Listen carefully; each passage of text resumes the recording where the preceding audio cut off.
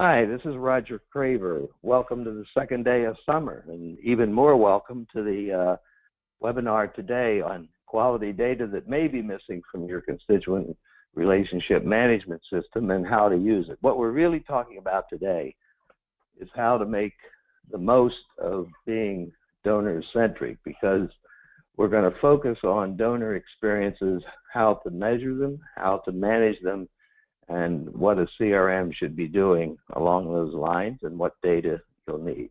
First, let me do some housekeeping. This webinar is being recorded, so when it's over, we'll send you a link so you can go back and review it or share it with others. We also encourage you to ask questions, so please do so in the bar on the right. And if we don't get to all the questions, we'll answer yours individually, and where there are general questions, we'll aggregate those and send out a Q&A on the session. Finally, I want to call your attention to a webinar by Donor Voice and the Agitator that will be held a week from today at the same time on donor journeys and how to develop a controlled beating donor journey for both cash and monthly or regular givers. And again, this is a free webinar for you. Let me introduce today's experts. Kevin Schulman on the left is the first you're going to hear from, and he's the founder and the CEO of Donor Voice.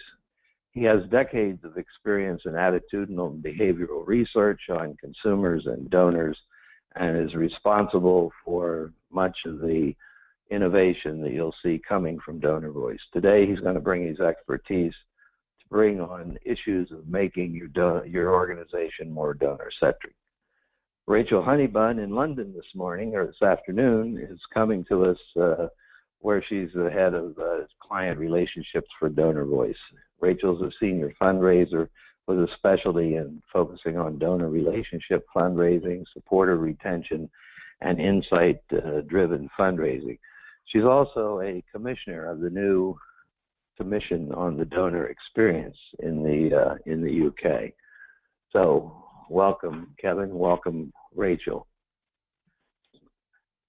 When we talk about CRM, we're not going to be talking today about the technology of these things. What we are going to be talking about is how to use a CRM and what should be in it by way of data, and also what should be in it by way of usability. So in some sense, we are going to talk about it, but not in a comparative sort of way. There are basically, I think, in today's session, probably three types of participants. There are those of you who've just switched CRMs and you still have wonderful visions of the rainbow and unicorns that this new system is going to produce for you. Another group this afternoon and this morning are those who are about to switch from your current system, which you obviously hate, and you're planning for a day with rainbows and unicorns via the business case and Excel sheets and everything you put together for management to justify switching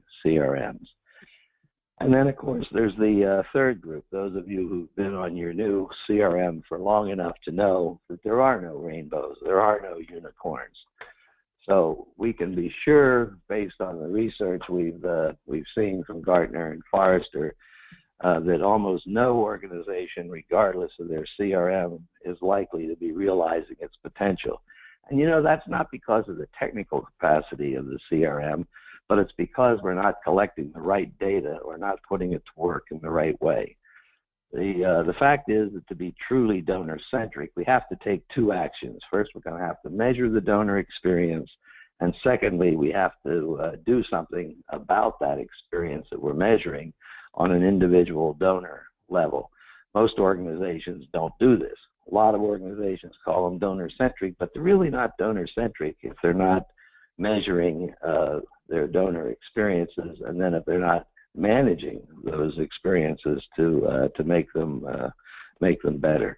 And the evidence for that, obviously, is that retention rates continue to decline in a lot of cases, and the true value of donors in terms of lifetime value isn't realized. And that's why we're doing this webinar today. The failure rates and conversion rates and the delivery of ROI on the promises that are made for all these CRMs just isn't being realized, and they certainly support the view that there are no rainbows, there are no unicorns. So why is this, and why does so much of the CRM promise followed by the failure to deliver on those promises occur? So I'm going to turn this over to Kevin, who, Kevin, will you explore and explain, if you can, why this isn't happening and what folks can do about it? Yeah, thank you, Roger. Our premise or our point of view on why CRM conversions fail, meaning they don't live up to the expectations, the promised ROI, why they tend to fail on that basis and fail to deliver this anticipated fundraising nirvana, it actually starts with what we would argue is a woefully incomplete definition of how we go about raising money from human beings. This visual that you're seeing on the screen, we found via a rigorous Google search, and we didn't create this, and we certainly didn't label this, but this is what's out there, and this was out there without any hint of sarcasm. And in fact, if you did a quick Google search of your own, you're going to find a plethora of consultants and agency blog posts citing this very basic formula: asking, thanking, reporting back. It's that trilogy, right? Ask, thank, report back, and then repeat as often as possible. And this is the definition of the perfect donor experience, or donor-centric. And one observation that seems readily available to us as we look at this is, what does all that have in common? The asking, the thanking, and the reporting back, and then the repeating the process. It is all one-way, push-based communications. And if this is how we're defining the job of raising money and the perfect donor experience, then what we're going to be doing in our search for the next CRM and our usage of the next CRM is going to be focused exclusively on doing that push-based one-way communication job as efficiently as possible. And you're going to do a Google search for CRMs, and you're going to do some research, and you're all going to find that these CRM companies can be pretty darn good at helping you do this job of fundraising via this definition pretty darn efficiently, and potentially more efficiently than what you're doing now. But that's not what the promise was with the CRM conversion. The promise with the CRM conversion was fundraising nirvana, i.e. real growth in the base, increased retention rates, increased value per donor, and none of that materializes. And again, our fundamental premise here is that it starts with a very incomplete and frankly dangerous definition of how we go about raising money, and certainly dangerous if we're going to then put a caption over it like this one, that is, this is a definition of the perfect donor experience. We call this CRM fundraising. And the problem with it is that this is how it's experienced from the donor side. It feels very much like an automated, generic process, because it is largely an automated and as efficient as possible from the charity's perspective, generic process. And this is not just conjecture. This is not us just taking a swipe at the sector and putting up a cute graphic. We have ample data to support this point of view on how the world's working right now. And what you're seeing on the screen along the x-axis, so the horizontal axis, this is showing the number of years that the donor has been on the donor file. Every little circle, and you see the circle starts to overlap and you get these black looking lines. That's a function of all these little circles. Every single one of those is a donor. Each circle represents a donor. And we have the number of years that they've been on the CRM. Okay, so you have some folks who have been in year 1 all the way down to people who have been here 25 plus years continuously. And what you're seeing along the vertical axis is the number of communications sent per year. And what this reflects an amalgam across a cross-section of charities we've done work with, but I can assure you that the general relationship between number of communications sent and years on file is the same when we start to look at individual charities, but this does represent an amalgam. And what you're seeing in the middle is a correlation coefficient, and it's red because it's negative. And so what does that mean? It means that as the number of communications go up per year, and it doesn't matter what year we're in, this is as true for year 1 as it is for year 25 for those donors, there is a negative relationship between the number of communications we send and their likelihood to stick around for another year, which is what years on file represents. And not only is this the case when we take this chart and create it charity by charity, this is the other really important point here, we have also been able to look at the number of communications and break that out between communications that ask for money, so solicitations, and this includes digital and offline, it doesn't matter, the relationship always holds, and separately communications that don't ask for money, i.e. stewardship, whatever other label we want to put on those. And the relationship always holds.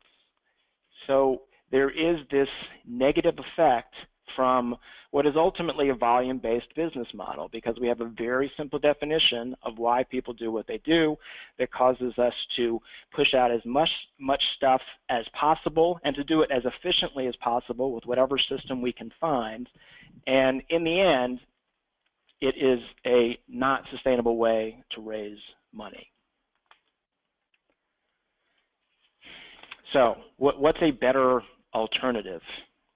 Well, for starters, if we're going to talk about 360 view, and the CRM companies love to throw that term around, well, if we're going to talk about 360 view, there's at least one really foundational piece of data that is missing from the typical trifecta of offline behavior, digital-based behavior, and then maybe a smattering of external data that you can throw in.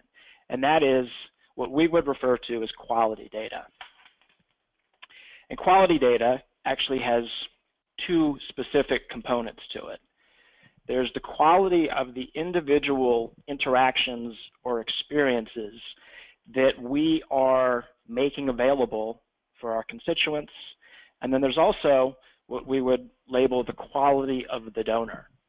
And we'll get into the details on that in a moment. But this data is typically missing from the fundraising equation, it's missing from the CRM equation, and it's certainly missing from this idea of a 360-degree view of understanding into our donors.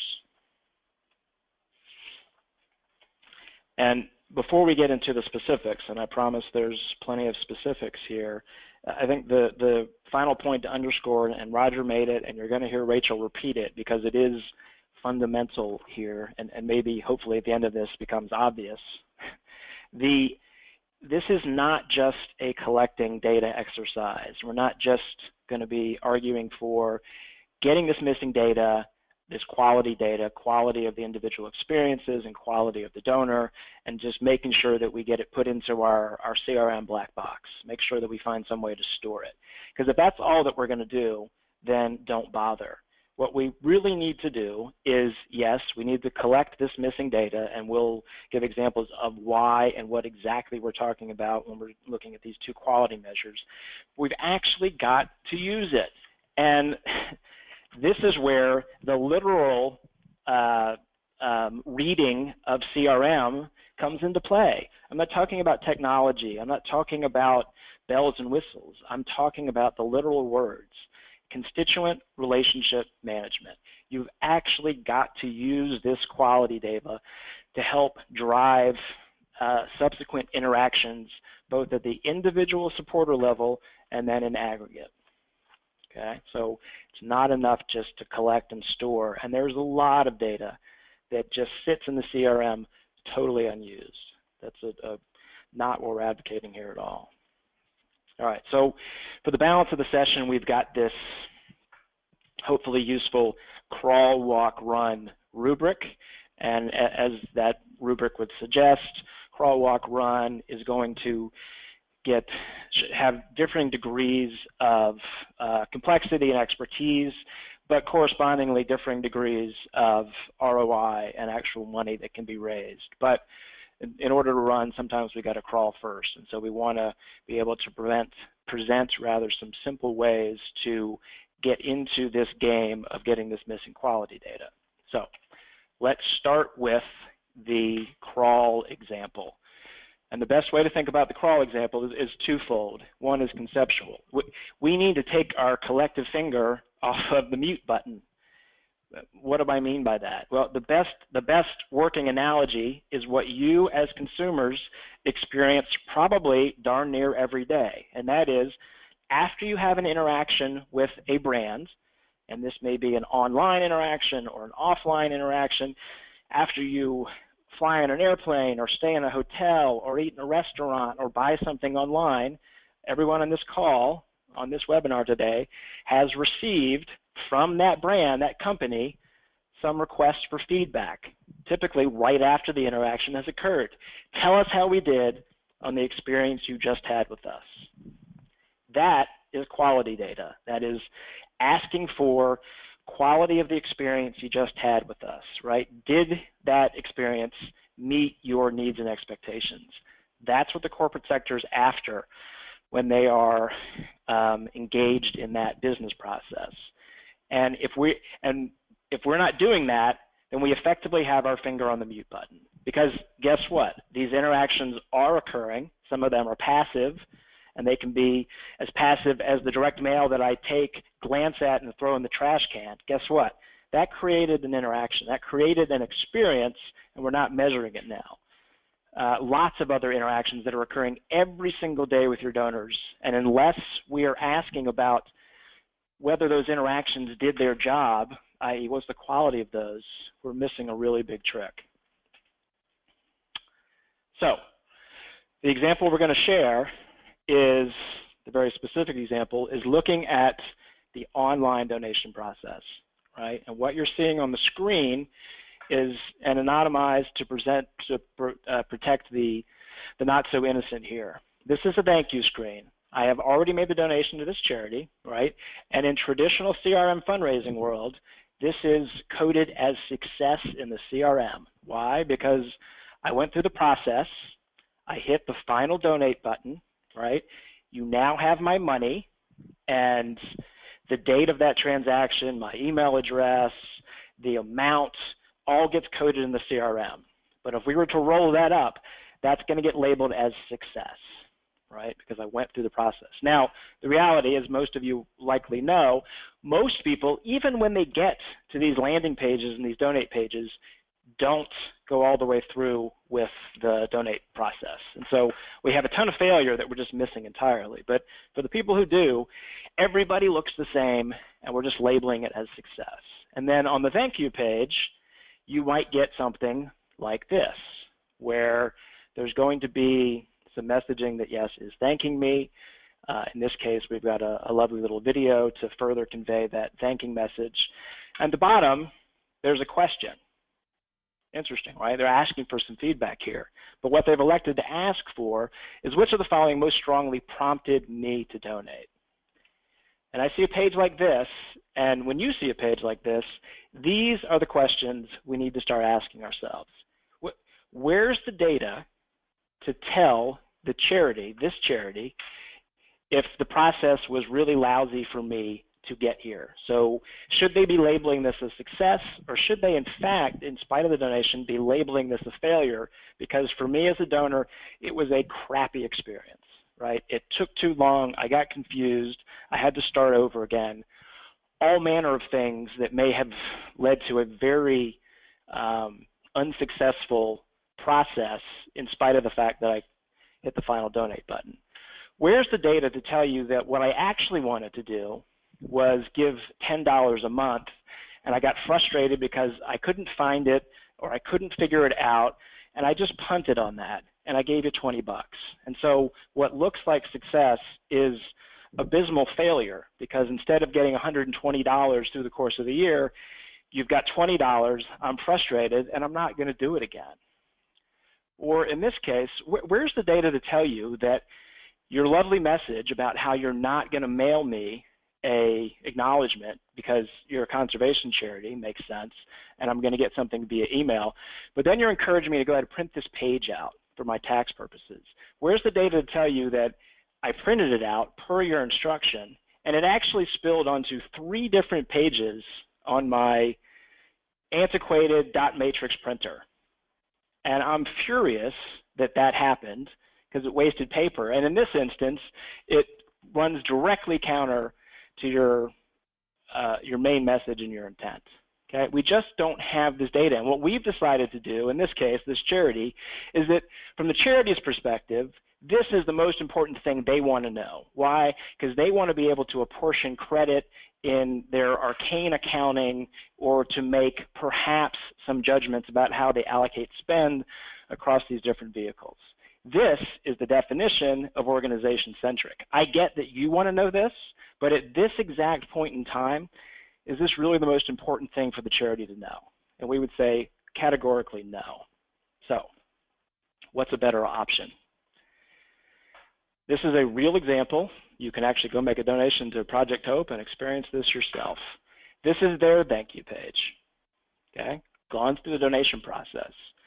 And what Project Hope realizes as a consequence of our working together is that at this point in the quote-unquote donor journey, there is no more important ask than the one that's represented with this blue box. Let's ask for some feedback about how the donation experience went. So you click on this box and you'll get to a very short, very purposeful feedback script. You can call it a survey if you like. We refer to this typically as a feedback script, and it's very focused and concentrated. And we're going to be asking for two very specific types of data. And we'll refer back now to quality of donor and quality of the experience. This is our measure for the quality of the donor. And this session will be distributed, so you don't need to screenshot this or try to hurriedly write this down. These 3 questions rolled up together represent a very good measure of donor loyalty. It's an attitudinal construct. It measures their commitment level to Project Hope. And so it is a loyalty measure. It is a quality of donor measure. And you don't have anything like it on your CRM. You've got, at best, very weak proxy for loyalty and commitment. So that's one thing that we always measure around these interactions, the quality of the donor using this very specific indexed value. And it's very predictive of not just past behavior, but future behavior. Okay? The other thing that you always want to measure is the quality of the experience. And in this case, the quality of the experience will differ a little bit depending on the interaction. And what I mean by that is that the way you really want to think about it conceptually is, what was the job of this interaction or this process? What was the job that needed to be done? And one of the things we know about online giving, for example, or any sort of process-based sort of digital thing, is that delivering this exceptional, delightful wow moment is total garbage in most contexts. It gets written up all the time, and it's actually just plain wrong in most situations. What people really want, what human beings really want, is low effort, and specifically low mental effort.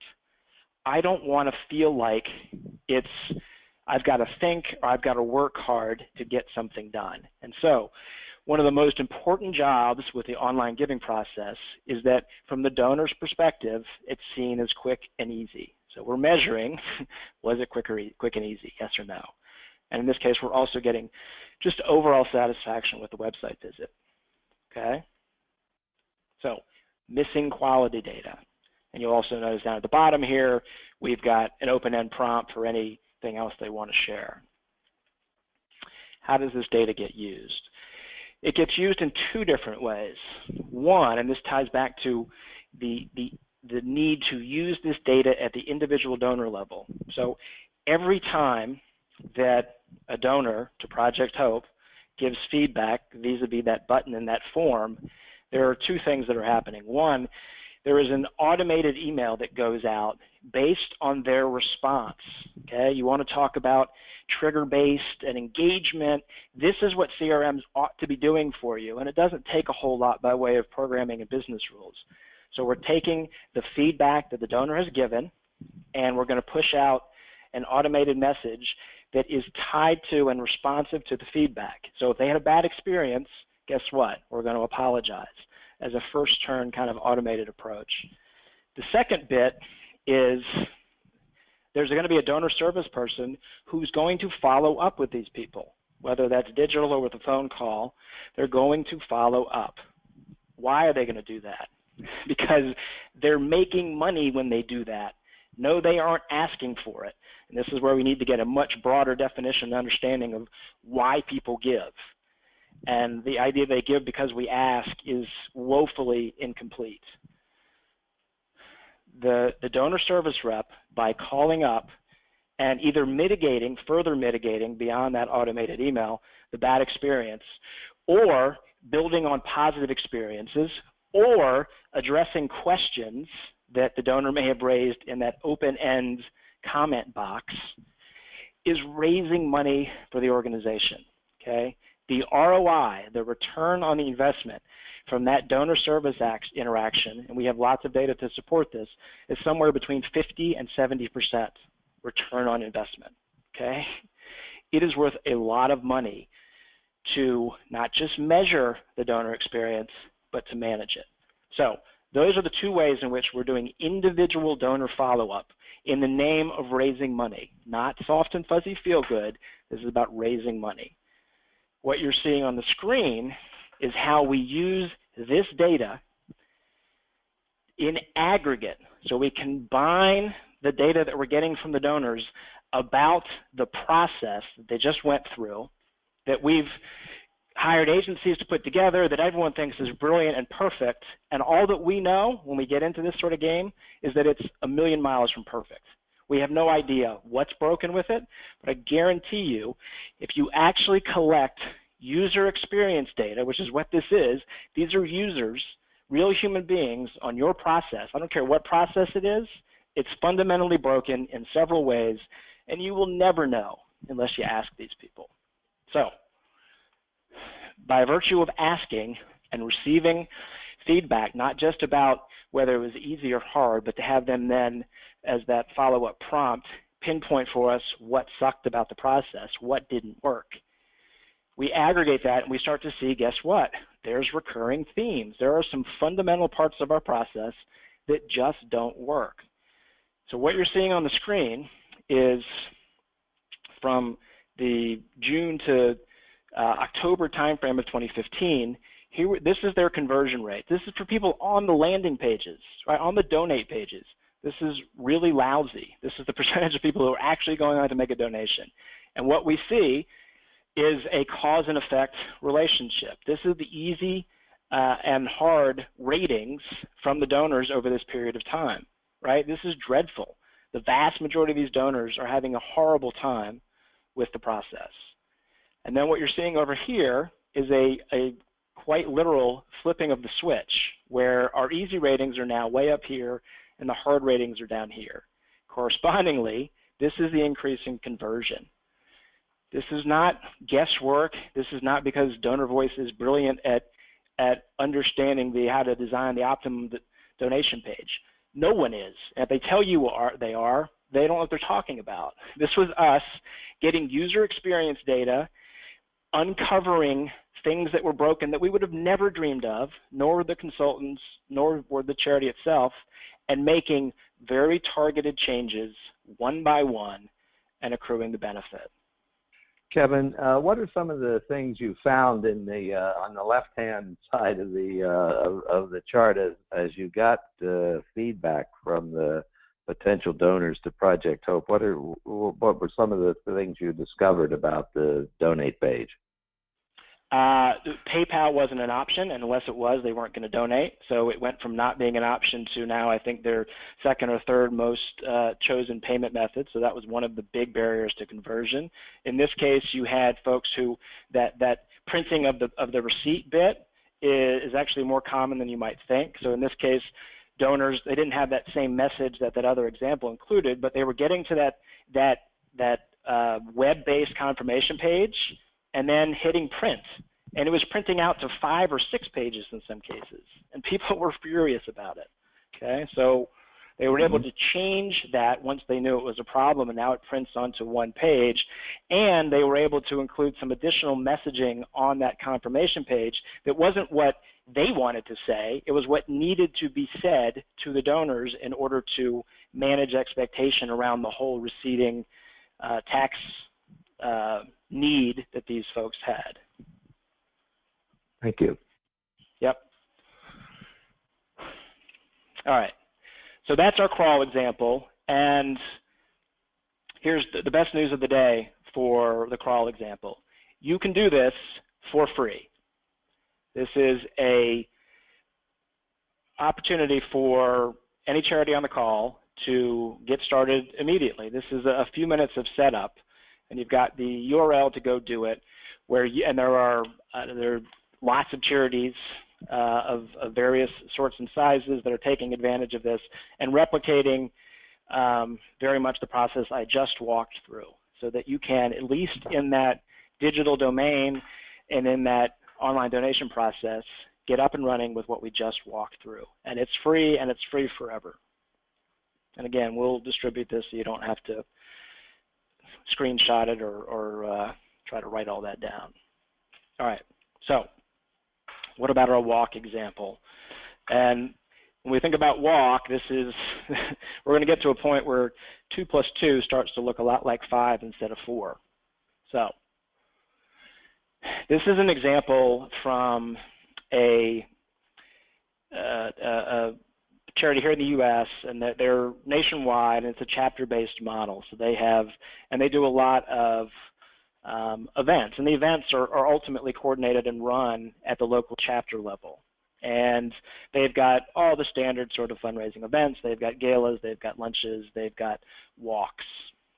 You're also seeing that there are some other event-based activities, in-person phone calls and in-person meetings. We would characterize those in this context as events.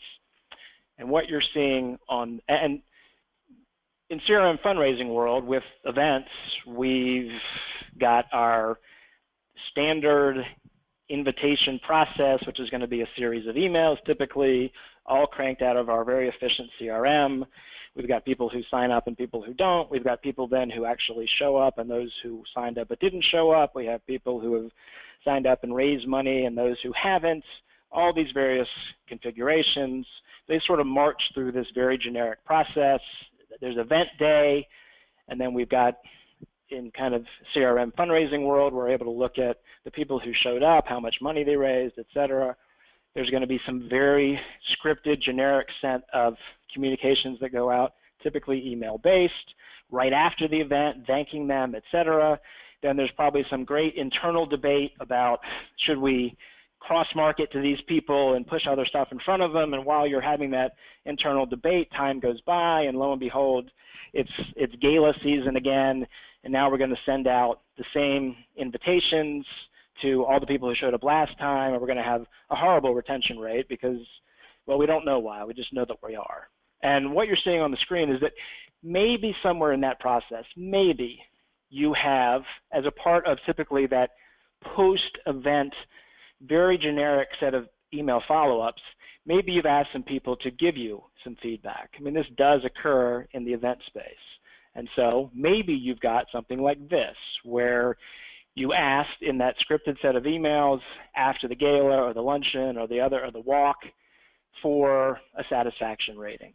And so maybe you get something that's like this. And typically, if you've got this satisfaction rating with that event and you compare across events, it's this pretty boring looking chart where there's just not a whole lot of variance. There's not a whole lot of spread, and maybe you've done this for a few years and you get a bit of a trend line, but it's a flat line. It's like watching paint dry. What do you do with this?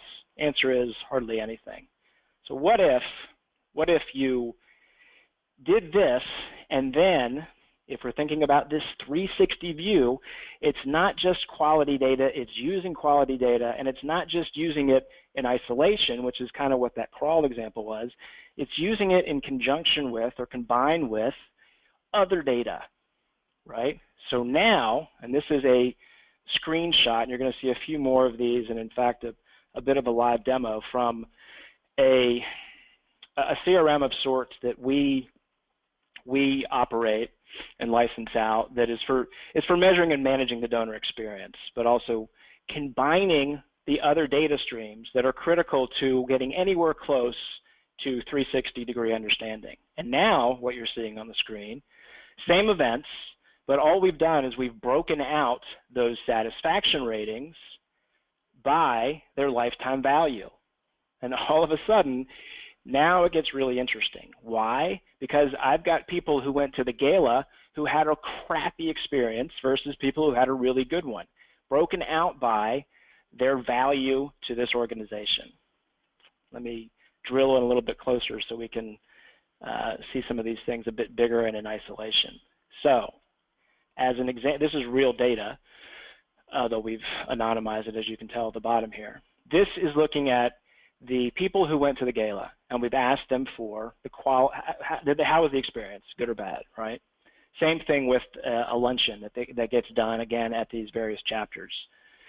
And what you're seeing here is that the people who are worth a boatload of money to this charity had a much better experience at the luncheon than at the gala. The gala is a much more expensive effort and is also going to have a lot more cost attached to it, a lot more time, et cetera.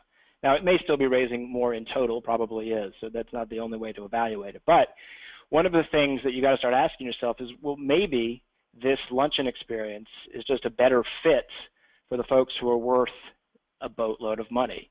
Or with the click of a mouse, and we'll see some of this ability to drill down in the demonstration that Rachel goes through, maybe, and you drill down and you find out that the quality of the luncheon experience with this really high value cohort is actually really different across your various chapters or affiliates. And what that gives you opportunity to do at that point is, in addition to what we just talked about, which is you sure as heck better be reaching out to some of these people, but as the national office, one of the things that you want to be able to do is identify chapters that are doing really well on key metrics, and make no mistake, this should be one of your key metrics, and those that are doing less well. And that allows for learnings and trainings and standardization to be done so that whoever's doing really well on luncheon can share the particulars of that process with those who are doing less well. Now, on the flip side, so that cohort that was having pretty good experiences overall, even though it was better with luncheon, we have a group of folks who are within this high dollar world, kind of mid-level, who are having crappy experiences in both instances, okay? These are really low ratings for the gala and the luncheon. And in most instances, and this is happening across this organization every day and every organization, just like it every single day, nobody's knowing this, right? This goes totally unknown to us. We've got our finger on the mute button. If you think these people are just going to call up and volunteer this, you're crazy. Why? Because low mental effort. We are not going to take the time. We've got to make it easier for these people. How do we make it easier? We've got to actively solicit this feedback. And so you've got opportunity and need to reach out directly to these individuals and fix the bad experience that they had. Kevin, am I reading the right-hand part of that chart right? These are the average lifetime value of these people of this group is $170,000. Yeah, this is a slice from this particular national charity that was their super high dollar folks. But again, you do your average walk or run or whatever it is, and you're going to have the exact same things occurring among your lesser dollar folks. But yeah, these are really high dollar people who in CRM fundraising world is like, wow, look how much money they're giving. They love us. and we're getting as Yeah. much as we possibly can from them. Well, no, you're probably not. In this case, they had a crappy experience, and if that goes unnoticed and unaddressed, and it almost certainly will, then you're getting anything but maximum value from these people. Right. Thank you. Right. Yep. All right. So that was our walk example with this crawl, walk, run kind of rubric here. I am now going to, with a click of a mouse, change this over to Rachel, who is joining us from our London office. Although, Rachel, I'm not sure that actually went to you because we've got someone else in there. Is that you? Ah, good. Yeah. Can you see the screen? Yes. Cool. So I want to actually build on the example that Kevin has just shown us and go into this kind of run phase to start to look at how you can use this more valuable quality data, the donor experience data, together with traditional donor data when looking at the always problematic task of retaining donors, which in my time as a fundraiser was always one of my biggest pain points, especially at acquisition. Certainly in the first 6 months, it's something that can provide a challenge. So what we're looking at is not just measuring this data, but managing it. And we can use this 360 view to manage campaign quality data. We can then actively improve that donor experience, which in itself is going to increase donor retention. Now today I'm going to use an example of a acquisition campaign, a door-to-door acquisition campaign, just to illustrate the process and the technique. But actually the process we're sharing can be used in a similar way for other channels, so cold telephone, DRTV, online, and in fact warm campaigns as well, things like upgrade calls and lapse reactivation. So it's really actually pretty simple, and it's a 3-step ask, collect, use process. So this example here is using the Canadian Red Cross pictures, and we're going to ask for commitment data, and this is the strength of relationship that Kevin was talking about earlier. And then we're going to add in the missing quality of donor experience data. And this is very similar to the Project Hope example. It's a very quick and easy survey. And then we're going to add all that data in together with the data that you would normally get from this kind of campaign to be able to use the information to manage both the campaign a little bit more accurately, and also to improve on that donor experience. Now, Rachel, let me just be clear here. The Red Cross solicitor is at the door and makes a transaction or does something, and then the feedback is sought from the person who answered the door and made the contribution, and then it goes to a CRM, which the organization is going to act on. Data which the organization is going to act on. Yeah, pretty much. I'm actually going to show you an example of how this can be applied using a platform that's been developed by Donor Voice, which basically it just connects all the pipes. It automatically pulls in that data. So what you're seeing here is that the commitment questions that Kevin was talking about earlier gets asked actually at the point of acquisition. That information comes over to the platform along with the recruitment information. The platform then sends this survey out because it's really important that it's done anonymously so that the donor can give their real feedback. So it's not the person recruiting the donor who's asking for the feedback. That's a really important part. And then all that data then comes back into the platform so that we can look at that 360 view and actually use it. So we're not just measuring the experience, we're actually managing it and making an improvement in that donor experience.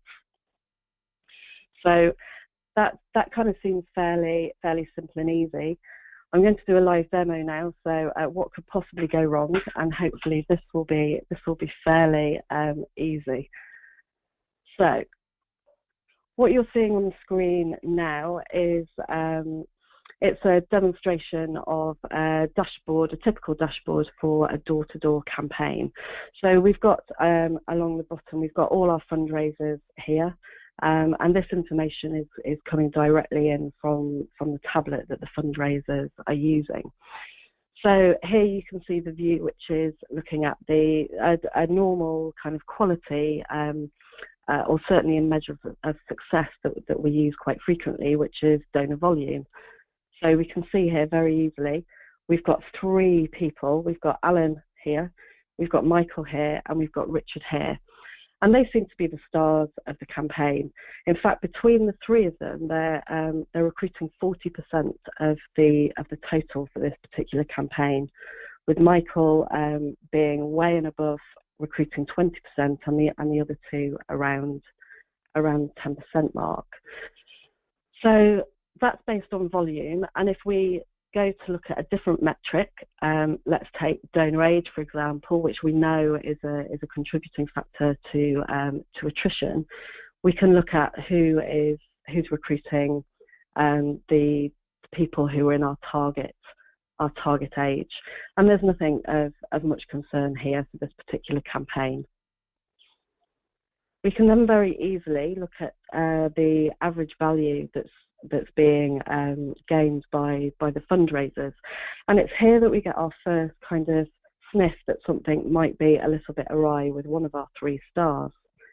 So we have here Alan, Michael, and Richard, and they're all kind of coming in a little bit below average, which isn't too much of an issue. But Richard here is on 39, this is pounds, it's a UK example, £39, whereas you can see quite clearly we've got a fundraiser here who's coming in at average of £96. Whatever Paul is doing, I think Paul down here and Rose might want to take a leaf out of her book. So those are the kind of more traditional metrics that we've been measuring the quality of recruiters and starting to manage our fundraising campaign. What we can do now, however, is we can look at those 2 quality data metrics and start to delve a little bit further into actually what's going on. So let's have a look at our donor commitment score average. So this is looking at the strength of relationship that the donors that we're recruiting have as they walk through the door.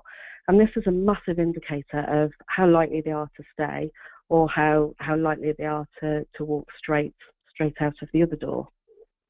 Let's have a look at our 3 stars, Alan, Michael, and Richard. And we can go into these a little bit closer. So the commitment score is out of 10. And we have Alan here doing pretty well on 7.5, and Michael lagging a little bit at 6.5, but it's still above that kind of middle level of 5. So that's not too bad. What we have here, however, is Richard, who, don't forget, he's recruiting 10% of this campaign, and he's recruiting at a slightly lower average gift. But the most important thing is he's recruiting poor quality donors. He's recruiting donors who have a low strength of relationship, a low connection to the organisation from the get-go, which means that those people are far more likely to walk out of the door. Let's now look at the donor satisfaction average. So what would happen here is the survey gets sent out to all the donors that the recruiters bring into the organisation, and typically we'd be looking at about a 15 to 20% response rate of the satisfaction scores. So we get 100% commitment and then a 20% response rate on the survey, which actually gives us a really, really good idea of what's going on. If we go here to the satisfaction scores, we're dealing with a score out of 5 here. We can see that Michael actually is doing pretty well on 4.77, Alan 4.38, and Richard lagging again on 4.2. But how does that compare to the rest of the team? Because 4.2 out of 5 might not necessarily seem too bad. So if we then go back to the whole team, We can see here that quite a lot of our fundraisers are hitting the 5 out of 5 on satisfaction. And the satisfaction is basically, have they had a really good experience with that fundraiser on the door, on the street, on the phone? And this is over and above one of the most important metrics when we're thinking about retention. And actually what we can see here is one of our staff is getting one of the lower satisfaction scores. We've got nothing below a 4, but we've got Alan over here and we've got Richard over here who are actually bringing in quite a lot of undersatisfied donors. And don't forget, the two of them together are bringing in 20% of this campaign's volume. I just want to quickly go back to the general group and very quickly show these two. So this is Jason and Mohammed. So we can call these two out. We can see here that these two, they're not leaders in the volume game, but they're steady. They're doing quite well here. If we then look at their commitment scores, they're bringing in fairly nicely over 7 points committed donors. So they're bringing in pretty much 100% high commitment donors. And when we go to their satisfaction score, they're on 5, both of them. So when we're starting to think about who is actually performing well in this campaign, who might we want to make a team leader, who might we be looking at to replicate what they're doing, these two here, Jason and Mohammed, are actually slightly better examples than the ones that were traditionally just using the traditional kind of flat metrics would automatically come out on top. So that just scratches the surface of how you can use this kind of information as well as the kind of regular traditional CRM information to manage campaigns. Because at the end of the day, if we can get campaigns which are bringing in higher committed donors who are having a great time speaking to our fundraisers, our retention rates are going to hopefully go through the roof. Rachel, I did a post, several posts over the last couple of years on how to stop donor churn before it starts, because in face-to-face and door-to-door, non-payment early on is a real problem, and I assume this is a good application of finding out which solicitors are bringing in lots of people, but they're not going to stick around. And when you look at the millions of dollars or pounds spent on door-to-door and face-to-face solicitation, this is an important piece of information. At least I think it is. My question is, where this is being used, are indeed the nonprofits or the charities that are using it, are they using it this way? Are they using it to manage the people on the street or at the door, or get back to the agencies and who do this and say, hey, these solicitors look like rock stars and they're bringing us lousy people. They're making good time, but they're going in the wrong direction. How is this used? Absolutely. I mean, we've got charities that we're working with at the moment who have actually stopped campaigns after 2 days because the quality of donors coming through just wasn't hitting it. It's also a way that with the satisfaction data, and I'll go on to show you in a minute, how the free text that the donor gives you feedback can actually weed out problems. And we've had examples of fundraisers being taken off campaigns because actually they're either doing something that isn't quite right, or their scores are just so low that really they're not worth being there. I think also where you have people who are responsible for a large percentage of the campaign, it's actually quite a risk to have that. As you can see with those 3 fundraisers, they're recruiting nearly half of the campaign. And if we didn't know this information early on, we'd have to wait until month 2, 3, 4, 5 before we actually realise that people are cancelling left, right and centre. So it's very much stopping the problem before it starts. Thank you. Okay, so that's just kind of scratching the surface. I could spend all day demoing this platform, but we've all got homes to go to. So I just want to go on to having a look now about actually what can you do with this information to actively improve the donor experience. So we have people who filled out a survey and they've sent it back, which is a great sign because it means that one way or another they've engaged with us and they've told us what they think.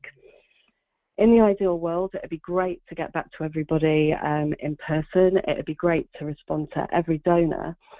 But these numbers here that you see on the screen are fairly low. What would happen if you added a 0 or 2 or even 3 zeros to this number of people? We, have limited resources, and so actually what we need to do now is work out what's the best way to address the experience that somebody's had. What this platform does very easily is it basically puts people into one of 4 buckets.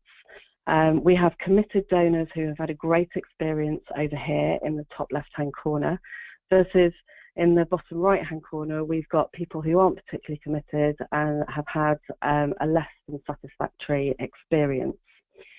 So what we can do now is we can decide exactly how to use our fundraising spend and where the money and time and resources is best placed. So if we look up here into the top right corner, we can see that we have 5 or 50 or 500 donors who are really committed but haven't had a really good experience. Now we know that acquiring donors is an expensive business, but a phone call to some of these people who are likely to stick around because they're quite committed but they've not had a great experience is a much better investment than doing nothing at all. Whereas these donors down here who are not committed and not satisfied, maybe just an email would do, just to say sorry, the experience wasn't up to standard. What you can do here is actually drill down into this information and see the actual replies and responses that people have given. So this can go directly to the supporter care team or the telephone agency to address those problems directly. And there's opportunity here as well as sorting out bad donor experiences, because some of the charities that we've worked with have actually identified potential major donors and volunteers using this system. And that in itself is just really improving the donor experience when people feel listened to. So I'm just going to nip back to the PowerPoint now.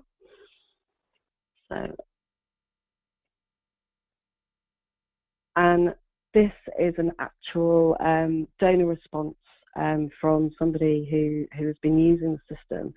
And it's really nice because it actually shows that whilst a system like this and whilst using all this information is really valid to improve retention, it's also massively important when we're thinking about being donor-centric and about providing the best possible experience.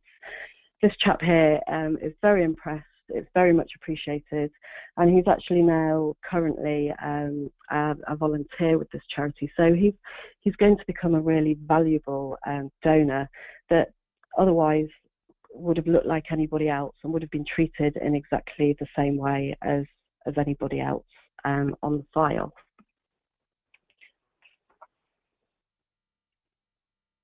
So we've looked at managing the campaign quality using this quality data, and we've looked at how you can use it to actively improve that donor experience.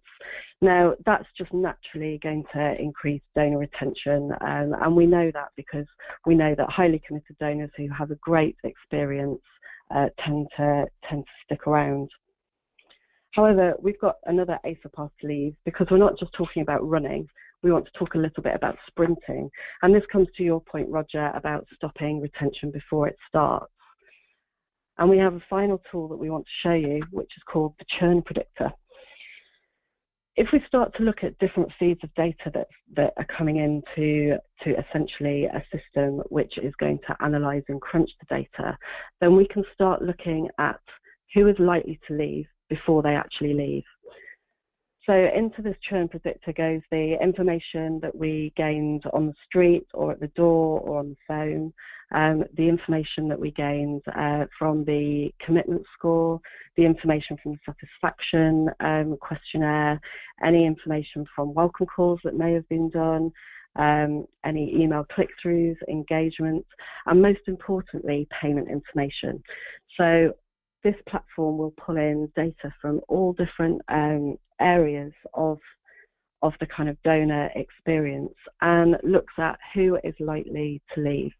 So we've got here, these numbers here are actually individual donors, and the churn predictor will tell you how confident it is that donor is about to leave. What this actually means is that you can start testing different activity to try and stop that donor leaving. And when we talk about stopping that donor leaving, I'm not necessarily thinking about kind of making another call around to that donor's house or doing something that will stop them cancelling their direct debit.